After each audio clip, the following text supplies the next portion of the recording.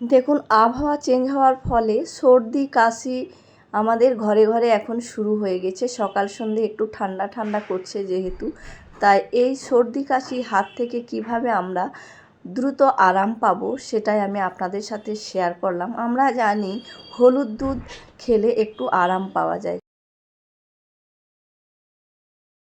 খুব সহজে তৈরি করে নেবেন। আমি একটা গ্যাস জ্বালিয়ে একটা প্যান বসিয়ে দিয়েছি, আর এই প্যানের মধ্যে 1 কাপ দুধ দিয়েছি। আমি বড় কাপের 1 কাপ দুধ নিয়েছি। আমি 1 কাপ দুধ দিয়ে আপনাদের করে দেখাচ্ছি। এই যে দেখুন, ছোট চা চামচ যেগুলো হয় সেই চামচের হাফ চামচ আমি হলুদ গুঁড়ো দিলাম দুধটা যখন ফুটে আসবে। আর একটা জিনিস দেব, সেটা হচ্ছে আদার গুঁড়ো। আদার গুঁড়োটা শুকনো আদার গুঁড়ো আমি এখানে দিয়েছি। আপনারা যে কোনো মুদিখানার দোকানে আদার গুঁড়ো কিনতে পারবেন বা বাড়িতে তৈরি করেও নিতে পারবেন। আমার এটা বাড়িতে তৈরি করে নেওয়া আদার গুঁড়ো দিয়ে ভালো করে কিন্তু ফুটিয়ে নিতে হবে। 1 মিনিট থেকে 1.5 মিনিট মতো ফুটিয়ে নেবেন। এই যে দেখুন, আমি ফুটিয়ে নিয়েছি বেশ ভালো করে নেড়ে চেড়ে।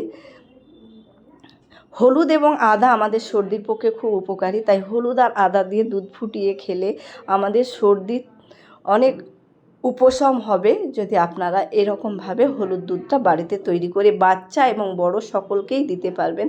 তার সাথে যদি বাচ্চারা না খেতে চায় সামান্য একটু মধু দিয়ে দেবেন। আমি ছেঁকে নিচ্ছি যেহেতু হলুদ গুঁড়োটা দেখুন, এই যে হলুদ গুঁড়ো নয় আদার গুঁড়োটা ভেসে আছে, মুখে লাগবে বাচ্চাদের, তাই ছেঁকে নিলাম।